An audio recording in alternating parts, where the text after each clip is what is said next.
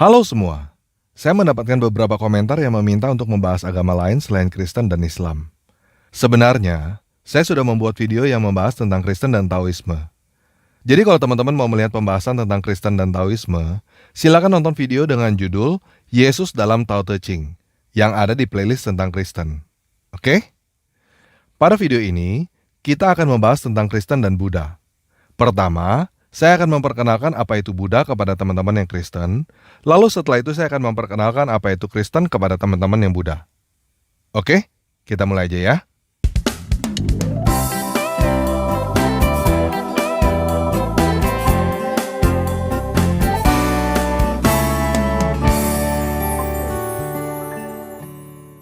Nah, biasanya orang awam kalau mendengar agama Buddha, yang ada di pikirannya adalah Tong Samchong, Sun Gokong, dan Chupat Kai yang ada di kisah perjalanan ke barat. Jadi pertama kita buang dulu mitos-mitos tentang ajaran Buddha ya. Kita buang kisah Sun Gokong yang adalah dongeng pada abad ke-16. Yang kedua, kita di Indonesia tidak terlalu membedakan antara Taoisme, Konghucu, dan Buddha. Hal ini terjadi karena sejak zaman Presiden Soeharto, agama yang diakui di Indonesia hanya 5. Islam, Katolik, Kristen, Buddha, dan Hindu. Jadi kebanyakan teman-teman keturunan China, di KTP-nya Buddha, tetapi sebenarnya bukan Buddha, melainkan Konghucu dan Taoisme. Pada video ini, kita pisahkan Buddha dengan Konghucu dan Taoisme. Kita akan bahas ajaran Siddhartha Gautama. Oke? Nah, ajaran Buddha bukan berasal dari China, tetapi dari India. Siddhartha Gautama adalah seorang anak raja yang hidup pada tahun 600-an sebelum Masehi, kurang lebih sejaman dengan Lao Tzu dan Konghucu, sebelum adanya dinasti Qin dan tembok besar China. Kira-kira pada zaman bangsa Israel dibuang ke Babilonia. Nah, Pangeran Siddhartha adalah anak yang baik dan cerdas. Ayahnya, Raja Sudodana, takut anaknya menjadi petapa, sehingga Pangeran Siddhartha tidak diizinkan keluar untuk melihat penderitaan. Namun suatu hari, Pangeran Siddhartha keluar dari istana dan melihat kehidupan yang penuh penderitaan. Dan seperti yang ditakutkan oleh ayahnya, pada usia 29 Pangeran Siddhartha menjadi petapa. Dia keluar dari istana, meninggalkan istri, anak, dan segalanya untuk mencari jawaban. Kenapa hidup penuh penderitaan? Dan bagaimana caranya supaya keluar dari penderitaan. Pada usia 35, petapa Siddhartha mendapatkan jawaban atas semua pertanyaannya. Dan ini yang disebut dengan mendapatkan pencerahan atau menjadi Buddha. Arti kata Buddha adalah sadar atau mendapatkan pencerahan.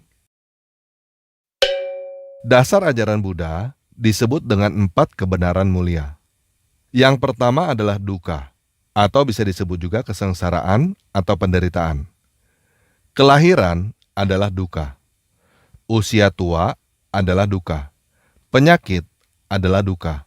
Sedih, ratap tangis, derita badan, duka cita, putus asa adalah dukkha.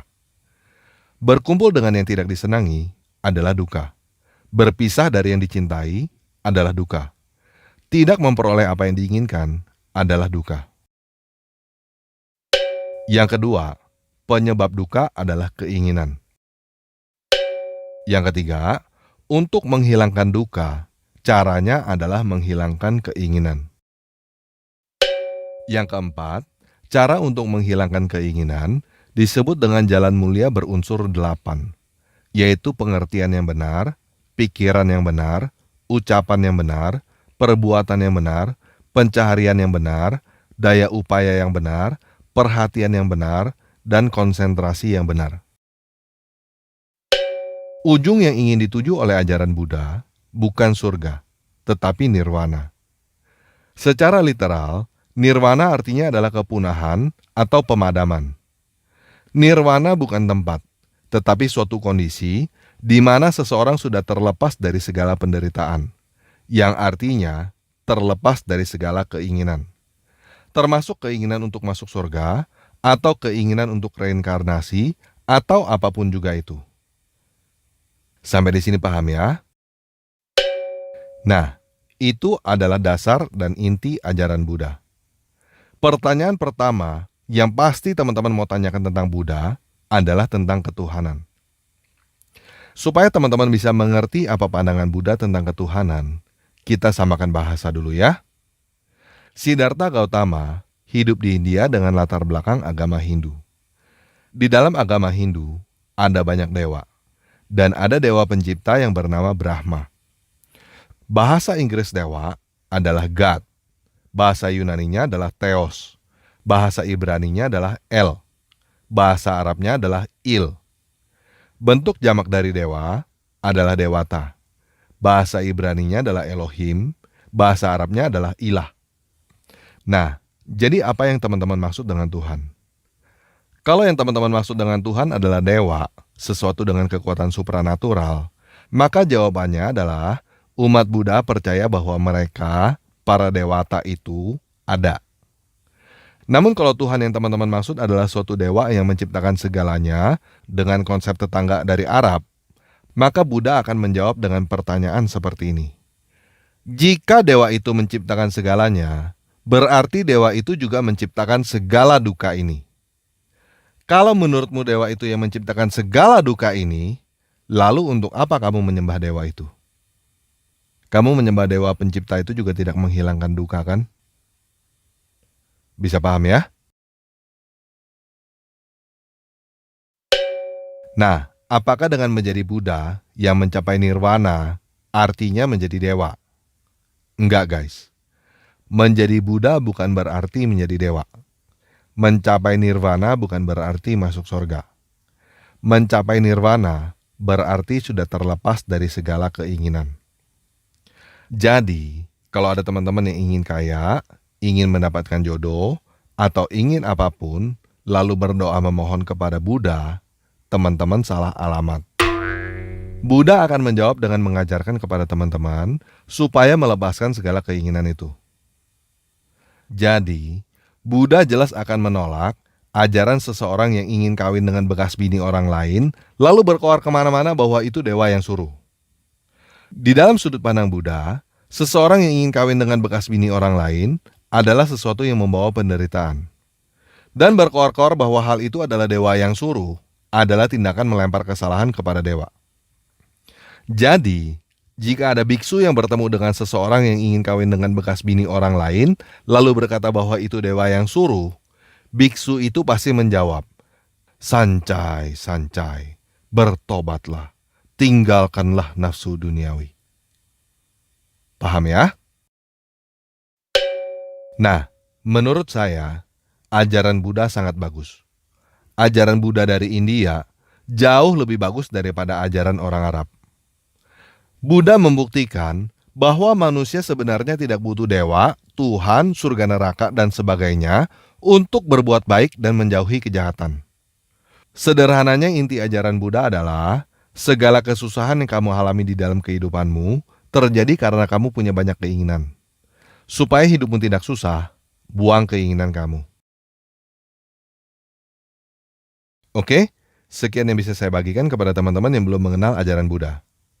Kalau teman-teman tidak yakin dengan apa yang saya katakan tentang ajaran Buddha, silakan bagikan video ini kepada biksu dan tanyakan kepada biksu itu, apakah yang saya katakan tentang ajaran Buddha ini benar atau salah. Maksud saya, jangan tanyakan kepada umat Buddha KTP, karena mereka sebenarnya bukan beragama Buddha dan sama nggak taunya dengan kamu. Nah, sekarang gantian saya ingin memperkenalkan kabar baik tentang Yesus kepada teman-teman yang Buddha beneran dan Buddha KTP. Yesus adalah keturunan Raja Israel yang lahir ketika negaranya dijajah oleh bangsa lain. Dia lahir menderita di kandang domba. Seumur hidupnya, dia selalu mengajarkan dan memberikan teladan untuk mengasihi. Namun dia tidak mendapatkan balasan yang layak atas segala kebaikan yang dia lakukan. Dia menyembuhkan orang, tetapi balasan yang dia dapat adalah tuduhan menghujat agama. Dia dihukum mati dengan cara yang sangat menderita. Seperti layaknya seorang penjahat yang paling jahat, yaitu disalibkan oleh orang Romawi. Alasan kenapa dia disalibkan tertulis jelas di atas salibnya, karena Yesus adalah raja orang Yahudi. Jadi, Yesus bukan orang yang tidak tahu bahwa hidup adalah penderitaan, karena Yesus hidup di dalam penderitaan itu.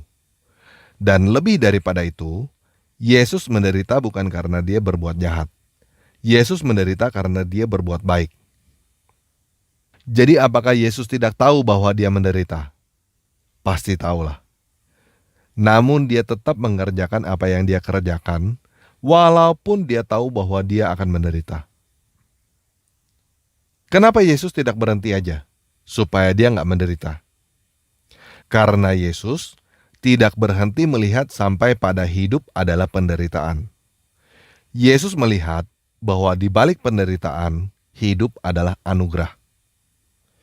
Yesus mempunyai jalan keluar lain untuk lepas dari penderitaan selain melepaskan keinginan, yaitu mengucap syukur dalam segala hal. Jadi secara sepintas, Yesus dan Buddha Gautama sama-sama mengajarkan kasih dan berbuat baik. Namun ada perbedaan sudut pandang tentang kehidupan dan solusinya.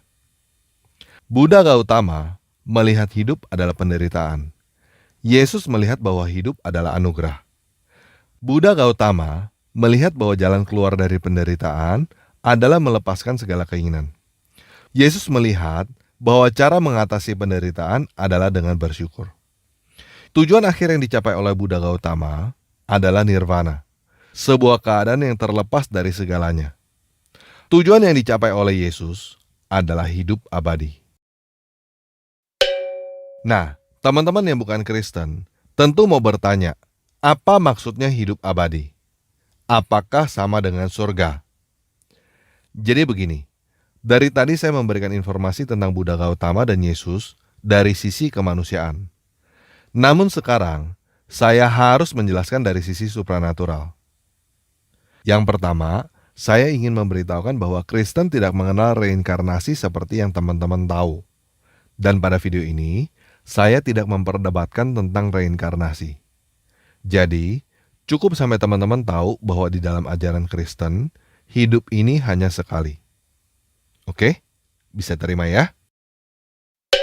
Nah, tadi saya sudah menjelaskan pandangan Buddha tentang Dewa Pencipta.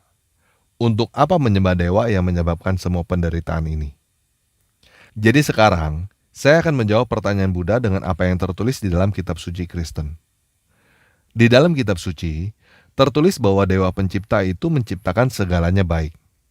Dia menciptakan manusia serupa dengan dewata, tidak dengan penderitaan, tidak dengan kematian. Dewa Pencipta itu menciptakan manusia untuk hidup abadi dengan kebebasan, untuk mengusahakan dan memelihara dunia. Jadi, manusia bukan diciptakan untuk menyembah dewa, tetapi untuk menjadi seperti dewa. Namun pada prakteknya, kita menyalahgunakan kebebasan kita itu, dan itulah yang menyebabkan kita mengalami penderitaan dan kematian. Namun kitab suci menjelaskan bahwa tujuan Dewa Pencipta itu masih tetap sama, yaitu supaya manusia hidup abadi dengan kebebasan untuk mengusahakan dan memelihara dunia. Bagaimana caranya manusia bisa hidup abadi dengan kebebasan untuk mengusahakan dan memelihara dunia? Sedangkan kenyataannya, kita semua pasti mati. Nah, inilah kabar baik tentang Yesus Kristus. Yesus Kristus adalah Dewa Pencipta itu yang datang menjadi manusia untuk mengajarkan manusia bagaimana caranya supaya bangkit dari kematian dan hidup abadi.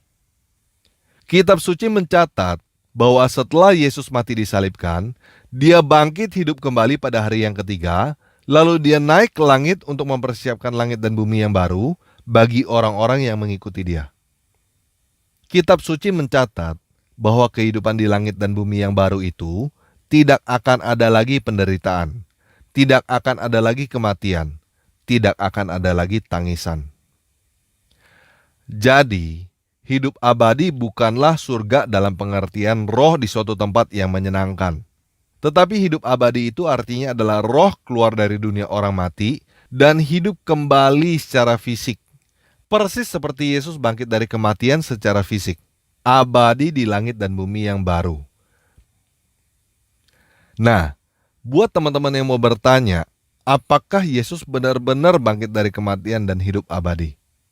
Jawabannya adalah iya. Kebangkitan Yesus dari kematian adalah catatan sejarah, bukan dongeng. Seperti Siddhartha Gautama menjadi Buddha dan mencapai nirvana adalah catatan sejarah, bukan dongeng.